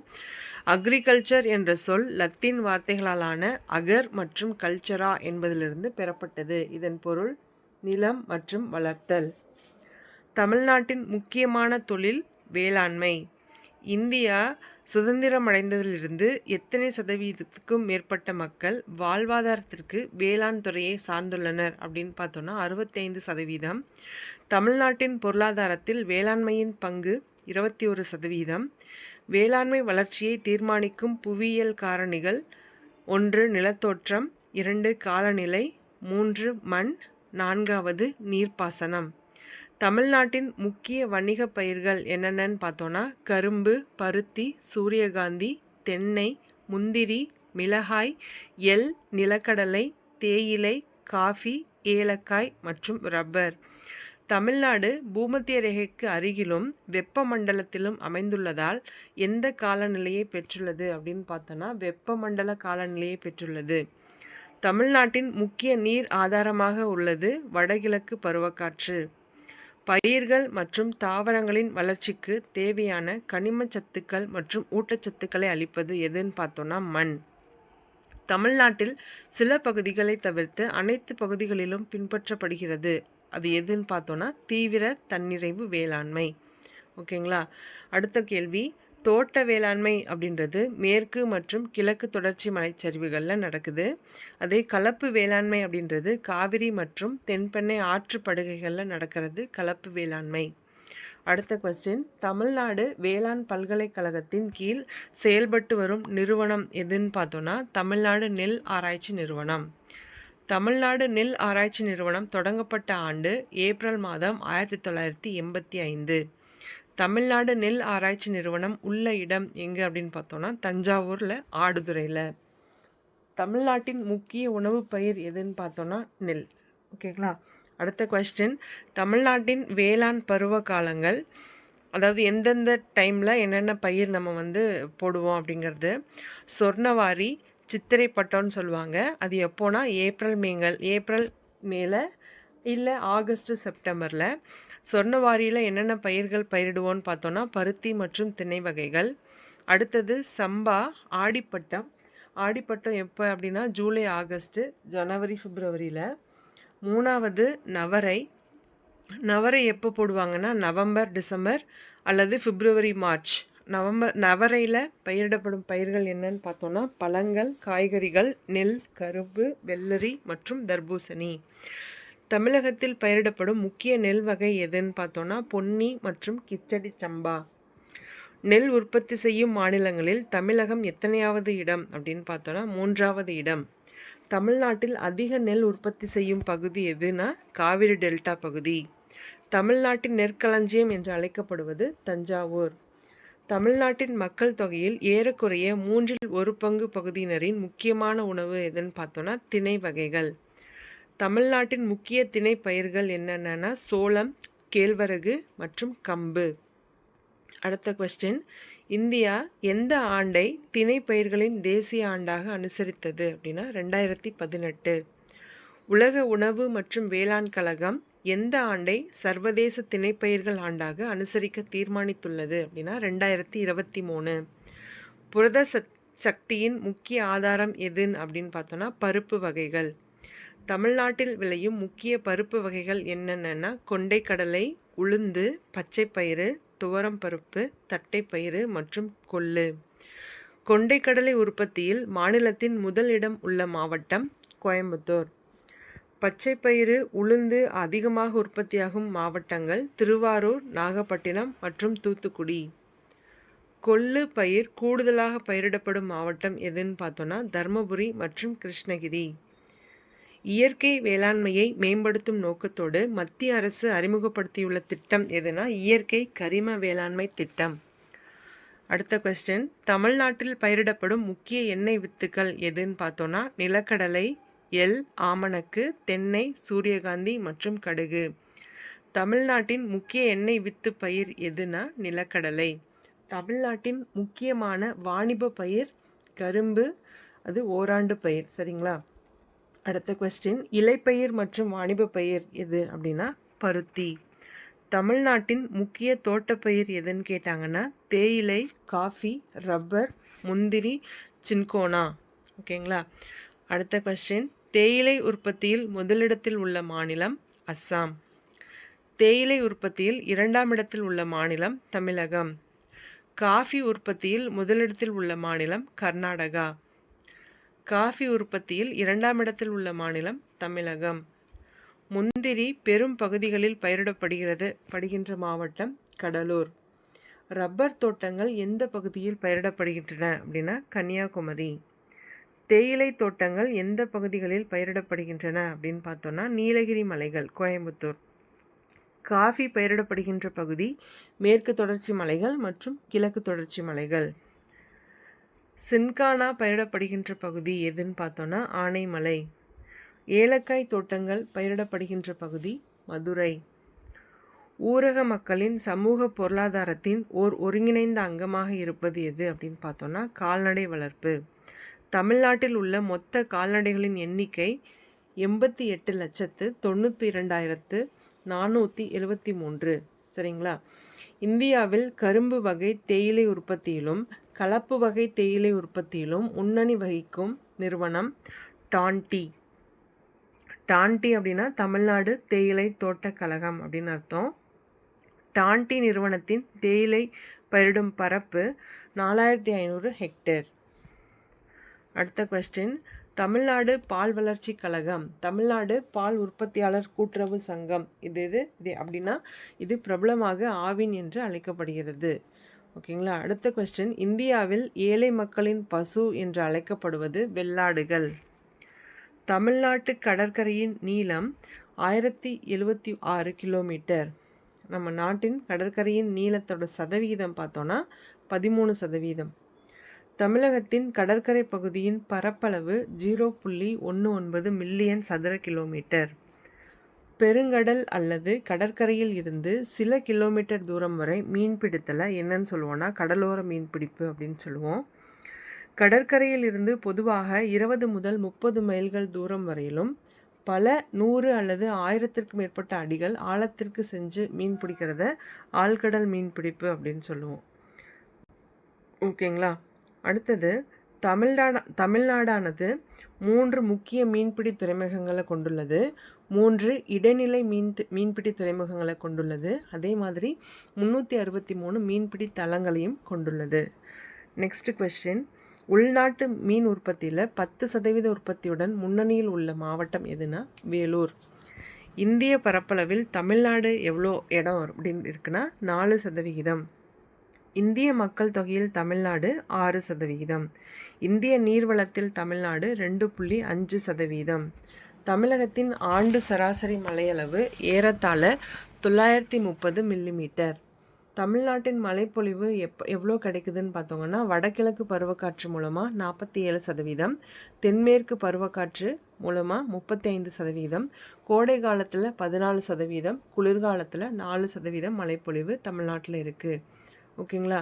அடுத்தது, தமிழ்நாட்டில் நீர்வள ஆதாரங்கள் எதுன்னு பார்த்தோன்னா, ஆற்று வடிநீர் மூலமாக 17, நீர்த்தேக்கங்கள் 81, ஏரிகள் 41,127, ஆழ்துணை கிணறுகள் மற்றும் மற்ற கிணறுகள் 4,98,644, திறந்தவெளி கிணறுகள் 15,06,919. மொத்தமாக இந்தியாவோட நீர்வள ஆதாரங்கள் பார்த்தோம் அப்படின்னா 20,46,788 இருக்குது. சரிங்களா. இந்தியாவின் மிக பழமையான அணைகளில் ஒன்று எது அப்படின்னா மேட்டூர் அணை. மேட்டூர் அணை மூலம் நீர்ப்பாசன வசதி எவ்வளோ ஏக்கருக்கு கிடைக்குதுன்னா 2,71,000 ஏக்கருக்கு நீர்ப்பாசனம் கிடைக்குது. மேட்டூர் அணை மூலம் நீர்ப்பாசன வசதியை பெறும் மாவட்டங்கள் எதுன்னு பார்த்தோன்னா சேலம், ஈரோடு, கரூர், திருச்சிராப்பள்ளி, தஞ்சாவூர், திருவாரூர், நாகப்பட்டினம். அடுத்தது, பவானிசாகர் அணை அமைந்துள்ள மாவட்டம் எதுன்னு பார்த்தோன்னா ஈரோடு. நாட்டின் மண் கல் கலவையால் கட்டப்பட்ட மிகப்பெரிய அணைகளில் ஒன்று பவானிசாகர் அணை. திருப்பூர் மாவட்டத்தில் உடுமலைப்பேட்டையில் இருந்து ஏறத்தாழ 25 கிலோமீட்டர் தொலைவில் அமைந்துள்ள அணை அமராவதி அணை. சதுப்பு நில முதலைகள் காணப்படுகின்ற அணை அமராவதி அணை. எந்த அணையில் அண்மையில் ஒரு சிறிய நீர்மின் நிலையம் நிறுவப்பட்டது அப்படின்னா அமராவதி அணையில். சரிங்களா. அடுத்த கொஸ்டின், கிருஷ்ணகிரியில் இருந்து 7 கிலோமீட்டர் தொலைவில் தர்மபுரிக்கு செல்லும் வழியில் அமைந்துள்ள அணை கிருஷ்ணகிரி அணை. செங்கம் தாலுகாவில் தென்பெண்ணை ஆற்றின் குறுக்கே கட்டப்பட்டுள்ள அணை சாத்தனூர் அணை. தண்டராம்பட்டு மற்றும் திருவண்ணாமலை ஒன்றியங்கள் நீர்ப்பாசன வசதியை பெறும் அணை சாத்தனூர் அணை. முதலை பண்ணை மற்றும் வண்ணமீன் பண்ணை அமைந்துள்ள அணை சாத்தனூர் அணை. சாத்தனூர் அணையின் நீர் கொள்ளளவு திறன் 7,321 மில்லியன் கன அடிகள். சாத்தனூர் அணையின் முழு கொள்ளளவு 119 அடிகள். முல்லை பெரியாறு அணை கட்டப்பட்ட ஆண்டு 1895. முல்லை பெரியாறு அணையின் உயரம் மற்றும் நீளம் எவ்வளோன்னு பார்த்தோன்னா, அதன் உயரம் 175 அடிகள், நீளம் 1200 அடிகள். ஓகேங்களா. கேரளாவில் தேக்கடி மலையில் உருவாகும் பெரியாறு ஆற்றின் குறுக்கே கட்டப்பட்டுள்ள அணை முல்லை பெரியாறு அணை. ஆண்டிப்பட்டிக்கு அருகே வைகை ஆற்றின் குறுக்கே கட்டப்பட்டுள்ள அணை வைகை அணை. வைகை அணையின் உயரம் 111 அடி. 71 அடி உயரம் மட்டுமே நீரை சேமிக்க முடியும். சரிங்களா. உயரம் அதிகமாக இருந்தாலும் அதில் நம்ம 71 அடி வரைக்கும் மட்டும்தான் நீரை சேர்த்து வைக்க முடியும் அப்படின்னு சொல்கிறாங்க. சரிங்களா. வைகை அணை திறக்கப்பட்ட ஆண்டு 1959 ஜனவரி 21. வைகை அணையில் அமைந்துள்ள தோட்டம் சிறிய பிருந்தாவனம். வைகை அணை எந்த மாவட்டத்தில் அமைந்துள்ளது அப்படின்னா தேனி மாவட்டம். திருநெல்வேலி நகரில் இருந்து ஏறத்தாழ 47 கிலோமீட்டர் தொலைவில் கட்டப்பட்டுள்ள அணை மணிமுத்தாறு அணை. திருநெல்வேலியில் இருந்து 49 கிலோமீட்டர் தொலைவில் அமைந்துள்ள அணை பாபநாசம் அணை. காரையார் அணை என அழைக்கப்படுவது பாபநாசம் அணை. பாபநாசம் அணையின் எத்தனை மெகாவாட் நீர் மின் சக்தி உற்பத்தி செய்யப்படுகிறது அப்படின்னு கேட்டாங்கன்னா 28 மெகாவாட். தமிழ்நாடு மற்றும் கேரள மாநிலங்களில் கூட்டு முயற்சியால் உருவாக்கப்பட்ட திட்டம் பரம்பிக்குளம் ஆழியார் திட்டம். 7 ஆறுகளின் நீரினை பெற்று அங்கு உள்ள 7 நீர்த்தேக்கங்களை ஒன்றோடொன்று இணைக்கும் எதிர்கால நோக்கத்தின் விளைவாக உருவான திட்டம் பரம்பிக்குளம் திட்டம். ஒட்டன்சத்திரம் அருகே அமைந்துள்ள திட்டம் பரப்பலாறு திட்டம். தமிழ்நாட்டின் மொத்த மேற்பரப்பின் நீர் அளவு 24,864 மில்லியன் சதுர மீட்டர் மில்லியன் கனமீட்டர். தமிழ்நாட்டின் பயன்படுத்தி கொள்ளத்தக்க நிலத்தடி நீர் வளம் 22,433 மில்லியன் கனமீட்டர். அடுத்த கொஸ்டின், தமிழ்நாட்டின் நீரின் தற்போதைய பயன்பாட்டின் அளவு 13,558 மில்லியன் கனமீட்டர். திட்டமிடல், செயல்படுத்துதல், நீர்வளத்தை பெருக்குதல், விநியோகித்தல் மற்றும் நீர்வளங்களின் உகந்த பயன்பாட்டை நிர்வகிப்பதற்கான நடவடிக்கைகளை மேற்கொள்வது நீர்வள மேலாண்மை. அதாவது திட்டமிடல், செயல்படுத்துதல், நீர்வளத்தை பெருக்குதல், விநியோகித்தல் மற்றும் நீர்வளங்களை உகந்த பயன்பாட்டை நிர்வகிப்பது போன்ற எல்லா நடவடிக்கைகளையும் என்னன்னு சொல்லுவோம்னா நீர்வள மேலாண்மை அப்படின்னு சொல்லுவோம். அடுத்த கொஸ்டின், தமிழ்நாட்டின் தனிநபர் நுகர்வின் அளவு 900 கனமீட்டர்.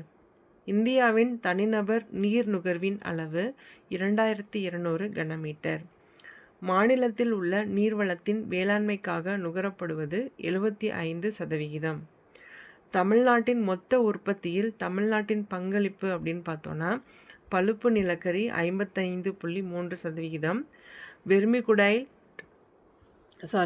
Vermiculite 75%, tonight 59%, செம்மணிக்கல் 59%, molybdenum 52%, titanium 30%. இரும்புத்தாது படிவுகள் காணப்படுகின்ற மாவட்டம் எது அப்படின்னா சேலத்தில் கஞ்சமலை, திருவண்ணாமலையில் கல்வராயன் மலை. இந்த 2 பகுதிகள்லையும் இரும்புத்தாது படிவுகள் காணப்படுதா சொல்கிறாங்க. அடுத்த கொஸ்டின், எண்ணெய் மற்றும் இயற்கை வாயு படிவுகள் காணப்படும் பகுதி எதுன்னு பார்த்தோன்னா காவிரி வடிநில பகுதி. மிகப்பெரிய பழுப்பு நிலக்கரி வளங்களை கொண்டுள்ளது நெய்வேலி. நிலக்கரி படிமங்கள் காணப்படுகின்ற பகுதி ராமநாதபுரம். மேக்னைட் கிடைக்கும் இடம் சேலம். மிகப்பெரிய பழுப்பு நிலக்கரி வளங்களை கொண்டுள்ளது நெய்வேலி. நிலக்கரி படிமங்கள் காணப்படுகின்ற பகுதி ராமநாதபுரம். மேக்னசைட் கிடைக்கும் இடம் சேலம்.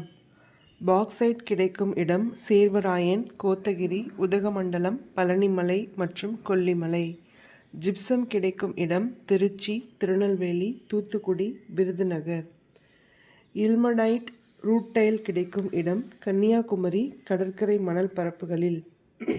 சுண்ணாம்பு கிடைக்கும் இடம் கோயம்புத்தூர், கடலூர், திண்டுக்கல் மற்றும் காஞ்சிபுரம்.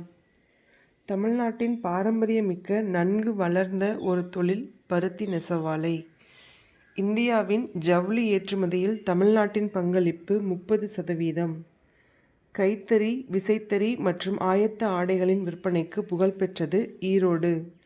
தமிழ்நாட்டின் மான்செஸ்டர் கோயம்புத்தூர். தமிழ்நாட்டின் ஜவுளி பள்ளத்தாக்கு என குறிப்பிடப்படும் பகுதிகள் கோயம்புத்தூர், திருப்பூர், ஈரோடு. தமிழ்நாட்டின் நெசவு தலைநகரம் கரூர். பட்டு உற்பத்தியில் தமிழ்நாடு எந்த இடத்தை வகிக்கிறது? 4வது இடம்.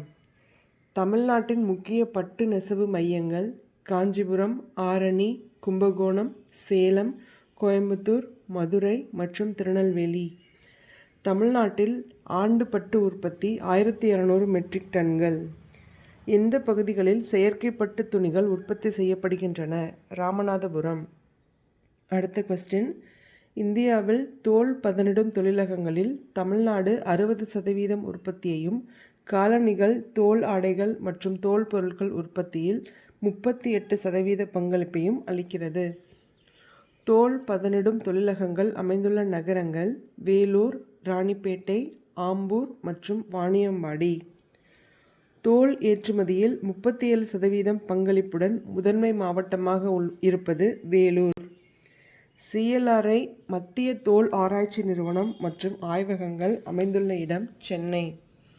TNPL தமிழ்நாடு செய்தித்தாள் மற்றும் காகித நிறுவனம் அமைந்துள்ள மாவட்டம் கரூர். இடம் காகிதபுரம். தமிழ்நாடு செய்தித்தாள் மற்றும் காகித நிறுவனம் ஆரம்பிக்கப்பட்ட ஆண்டு 1979. சிமெண்ட் உற்பத்தியில் உலகில் 2வது இடத்தை வகிக்கும் நாடு இந்தியா. இந்தியா சிமெண்ட் உற்பத்தியில் வருடாந்திர உற்பத்தி 181 மில்லியன் டன்கள். தமிழ்நாட்டில் முக்கிய சிமெண்ட் உற்பத்தியாளர்களில் ஒன்று தமிழ்நாடு சிமெண்ட் கழகம். கல்நார் சிமெண்ட் அட்டை அலகு எங்கு உள்ளது? ஆலங்குளம். கற்களன் குழாய் அலகு எங்கு உள்ளது? விருத்தாச்சலம். அடுத்த கொஸ்டின், தமிழ்நாடு மற்றும் ஆந்திர பிரதேச மாநிலங்கள் இணைந்து இந்தியாவின் மொத்த மென்பொருள் ஏற்றுமதியில் எத்தனை சதவிகிதம் உள்ளது? 59.6%. மென்பொருள் ஏற்றுமதியில் கர்நாடகாவுக்கு அடுத்ததாக 2வது பெரிய ஏற்றுமதி செய்யும் மாநிலம் தமிழ்நாடு. சர்வதேச அளவில் மிக சிறந்த பகுதிகளாகவும் ஏற்றுமதியை ஊக்குவிக்கக்கூடிய சூழ்நிலை பெற்றதாகவும் அமைந்துள்ளது சிறப்பு பொருளாதார மண்டலங்கள். சிறப்பு பொருளாதார மண்டலங்களின் முக்கிய நோக்கங்கள் வணிக சமநிலையை அதிகரித்தல், வேலை முதலீடு அதிகரித்தல், புதிய வேலைவாய்ப்பு உண்டாக்குதல் மற்றும் சிறந்த நிர்வாகம். சிறப்பு பொருளாதார மண்டலங்கள் அமைந்துள்ள இடம் நான்குநேரி, எண்ணூர், ஓசூர் மற்றும் பெரம்பலூர். டைடல் பூங்காக்கள் 2, டைடல் பூங்காக்கள் 3. உயிரி மருந்தகம் அமைந்துள்ள இடம் சென்னை. 4 டைடல் பூங்காக்கள் அமைந்துள்ள இடம் கோயம்புத்தூர். தொழில்துறை உற்பத்தியில் தமிழ்நாட்டின் பங்கு நாட்டின் உற்பத்தியில் 11% முதல் 12% வரை இருக்கும். இந்தியாவின் மென்பொருள் ஏற்றுமதியில் தமிழ்நாட்டின் பங்களிப்பு 17%. ரசாயன மற்றும் வார்ப்பு பொருள் தொழிலகம் மாநிலத்தின் மொத்த உள்நாட்டு உற்பத்தியில் எத்தனை சதவிகிதம்? 13%. தமிழ்நாட்டின் மிகப்பெரிய குடிசை தொழில் கைத்தறி தொழில். தமிழ்நாட்டில் உள்ள மொத்த சர்க்கரை ஆலைகள் 34, அதில் கூட்டுறவுத்துறை 16, தனியார் துறை 18. தமிழ்நாட்டில் சுற்றுலாத்துறை இதன் மூலம் ஊக்குவிக்கப்படுகிறது. தமிழ்நாடு சுற்றுலா மேம்பாட்டுக் கழகம். ஒரு நாட்டில் வரையறுக்கப்பட்ட பகுதியில் வாழும் மக்களின் எண்ணிக்கையே மக்கள் தொகை என அழைக்கப்படுகிறது. மக்கள் தொகை பண்புகள் பற்றி புள்ளி விவர ஆய்வுகளை மக்கள் தொகையியல் மூலம் அறியலாம். 2011 தமிழ்நாட்டின் மொத்த மக்கள் தொகை 7,21,47,030. 2011 தமிழ்நாட்டின் ஆண் பெண் மக்கள் தொகை ஆண்கள் 3,61,37,975 மற்றும் பெண்கள் 3,60,09,055. 2011 இந்தியாவில் மொத்த மக்கள் தொகையில் தமிழ்நாட்டின் மக்கள் தொகை 5.96%. அடுத்த கொஸ்டின், 2011 மாவட்ட அளவில் 4.219 மில்லியன் மக்கள் தொகையை கொண்ட அதிக அளவு நகர்ப்புற மக்கள் தொகையை கொண்ட முதல் இடத்தில் உள்ள மாவட்டம் சென்னை. 2011 மிக குறைந்த மக்கள் தொகையை கொண்ட மாவட்டம் நீலகிரி. 2011 எடுக்கப்பட்ட கணக்கெடுப்பின்படி தமிழ்நாட்டின் மக்களோட அடர்த்தி பார்த்தோம் அப்படின்னா 555 சதுர கிலோமீட்டர். இந்தியாவின் மக்கள் அடர்த்தியில் தமிழ்நாடு எத்தனையாவது இடம்? 12வது இடம். 2011ஆம் ஆண்டு மக்கள் தொகை கணக்கெடுப்பின்படி தேசிய சராசரி 382. சென்னையின் மக்களோட அடர்த்தி பார்த்தோம் அப்படின்னா 26,903 சதுர கிலோமீட்டர். நமது மாநிலங்களின் மொத்த மக்கள் தொகை இந்துக்கள் 87.58%, கிறிஸ்தவர்கள் 6.12%, இஸ்லாமியர்கள் 5.86%, சமணர்கள் 0.12%, சீக்கிய மதம் 0.02%, புத்த மதம் 0.02%. அடுத்த கொஸ்டின், 2011 தமிழ்நாட்டில் நகர்ப்புற மக்கள் தொகை 48.4%. அது எவ்வளோன்னு பார்த்தோன்னா 34 கோடி. 3,49,17,440. 2011 கணக்கெடுப்பின்படி தமிழ்நாட்டில் கிராமப்புற மக்கள் தொகை எவ்வளோ இருக்குன்னா 51.6%. அதுக்கான கணக்கு 3,72,29,590. சரிங்களா? அடுத்த கொஸ்டின், 1000 ஆண்களுக்கு இணையாக உள்ள பெண்களின் எண்ணிக்கை பாலின விகிதம் அப்படின்னு சொல்கிறாங்க. 2011 தமிழ்நாட்டில் பாலின விகிதம் எவ்வளோனா 996. 2011 கணக்கெடுப்பின்படி இந்தியாவோட பாலின விகிதம் 940. அடுத்த கொஸ்டின், 2011 மக்கள் தொகை கணக்கெடுப்பின்படி 32 மாவட்டங்கள் பாலின விகிதம் 15 மாவட்டங்களில் 1000ற்கு அதிகமாக உள்ளது. சரிங்களா? டோட்டலாக இருக்க 32 மாவட்டங்களில் 15 மாவட்டங்களுக்கு பாலின விகிதம் 1000 விட அதிகமாக இருக்குது அப்படின்னு சொல்கிறாங்க. அடுத்த கொஸ்டின், பாலின விகிதம் அதிகம் கொண்ட மாவட்டங்கள் எதுன்னு பார்த்தோன்னா நீலகிரி, அதோட பாலின விகிதம் 1041. அடுத்தது தஞ்சாவூர், அதோட பாலின விகிதம் 1031. அடுத்த கொஸ்டின், பாலின விகிதம் குறைவான மாவட்டங்கள் எதுன்னு பார்த்தோன்னா தருமபுரி, அதோட பாலின விகிதம் 946. சேலம், அதோட பாலின விகிதம் 954. அடுத்த கொஸ்டின், 2011 கணக்கெடுப்பின்படி தமிழகத்தின் கல்வியறிவு விகிதம் எவ்வளோ அப்படின்னு பார்த்தோன்னா 8.09%. 2011 கணக்கெடுப்பின்படி தமிழகத்தின் ஆண்களின் கல்வியறிவு விகிதம் எவ்வளோன்னு பார்த்தோன்னா 86.77%. அதுவே பெண்களின் கல்வியறிவு விகிதம் எவ்வளோன்னு பார்த்தோன்னா 73.44%. அடுத்த கொஸ்டின், 2011 மக்கள் தொகை கணக்கெடுப்பின்படி இந்தியாவின் கல்வியறிவு விகிதம், மொத்த கல்வியறிவு விகிதம் எவ்வளோ அப்படின்னு பார்த்தோன்னா 74.04%. 2011 கணக்கெடுப்பின்படி இந்தியாவில் ஆண்களின் கல்வியறிவு விகிதம் 82.14%. அதே பெண்களின் கல்வியறிவு விகிதம் எவ்வளோன்னு பார்த்தோன்னா 65.46%. ஸோ தமிழகத்தில் அதிக கல்வியறிவு கொண்ட மாவட்டம் எது அப்படின்னு பார்த்தோன்னா கன்னியாகுமரி. அதோட சதவீதம் எவ்வளோன்னு பார்த்தோம்னா 91.75%. அதே குறைந்த கல்வியறிவு கொண்ட மாவட்டம் எதுன்னு பார்த்தோன்னா தருமபுரி. அதோட அளவு 68.54%. அடுத்த கொஸ்டின், தமிழகத்தின் மொத்த சாலைகளின் நீளம் எவ்வளோ இருக்கும் அப்படின்னு பார்த்தோன்னா 1,67,000 கிலோமீட்டர்ஸ். தமிழகத்தின் மொத்த சாலைகளின் நீளத்தில் எத்தனை கிலோமீட்டர் மாநில நெடுஞ்சாலைத்துறை மூலம் பராமரிக்கப்படுகிறது அப்படின்னு பார்த்தோன்னா 60,628 கிலோமீட்டர்ஸ். பொதுத்துறை மற்றும் தனியார் துறை கூட்டணி இயக்க திட்டத்தின் கீழ் மொத்த சாலை திட்டங்களில் 20% பங்களிப்புடன் இந்தியாவில் 2வது இடம் உள்ளது எது அப்படின்னு கேட்டோன்னா தமிழ்நாடு. அடுத்த கொஸ்டின், தெற்கு ரயில்வேயில் தலைமையகம் எங்கு அமைந்துள்ளது? சென்னை. தமிழ்நாட்டின் மொத்த இரும்பு பாதை நீளம் 6,693 கிலோமீட்டர்ஸ். தமிழ்நாட்டின் மொத்த ரயில் நிலையங்கள் 690. தமிழ்நாட்டில் எத்தனை முக்கிய சர்வதேச விமான நிலையங்கள் உள்ளது அப்படின்னு பார்த்தோன்னா 4. அவை சென்னை, கோயம்புத்தூர், மதுரை மற்றும் திருச்சிராப்பள்ளி. உள்நாட்டு விமான நிலையங்கள் எத்தனை இருக்குன்னா 2. அவை தூத்துக்குடி மற்றும் சேலம். அடுத்த கொஸ்டின், இந்தியாவின் 3வது பெரிய விமான நிலையம் எதுன்னு பார்த்தோன்னா சென்னை. தமிழ்நாட்டின் மிக நீளமான தேசிய நெடுஞ்சாலை எதுனா NH-44. எங்கேருந்துலாம் ஓசூரிலிருந்து கன்னியாகுமரி வரை. அதோட நீளம் பார்த்திங்கன்னா 627.2 கிலோமீட்டர்ஸ். தமிழ்நாட்டில் மிக குறைவான நீளம் கொண்ட நெடுஞ்சாலை எதுன்னு பார்த்தோன்னா NH-785. அது எங்கே இருந்துன்னா மதுரையிலேருந்து நத்தம் வரைக்கும். அதோட நீளம் 38 கிலோமீட்டர்ஸ். தமிழ்நாட்டின் முக்கிய துறைமுகம் எதுன்னு பார்த்தோன்னா சென்னை, எண்ணூர் மற்றும் தூத்துக்குடி. இடைநிலை துறைமுகம் எதுனா நாகப்பட்டினம். தமிழ்நாட்டில் உள்ள சிறிய துறைமுகங்கள் 15 இருக்குது. தமிழ்நாட்டின் செயற்கை துறைமுகம் எதுன்னு பார்த்தோன்னா சென்னை. சரக்கு பெட்டகங்களை கையாளும் நாட்டின் துறைமுகங்களில் 2வது பெரிய துறைமுகம் எதுன்னு பார்த்தோன்னா சென்னை துறைமுகம். தகவல் தொடர்பு என்பது லத்தீன் வார்த்தையான கம்யூனிகேர் என்பதிலிருந்து பெறப்பட்டது. கம்யூனிகேர் அப்படின்னா அதோட பொருள் பார்த்தோன்னா பகிர்தல் அப்படின்னு அர்த்தம். அடுத்த கொஸ்டின், தகவல் தொடர்பு இரு பிரிவுகளாக பிரிச்சிருக்காங்க.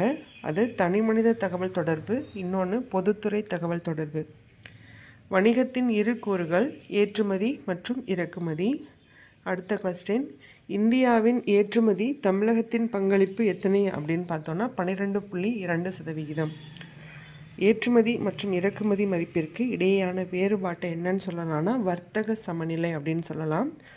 இந்தியாவின் பட்டாசு உற்பத்தியின் தலைநகரம் எதுன்னு பார்த்தோன்னா சிவகாசி.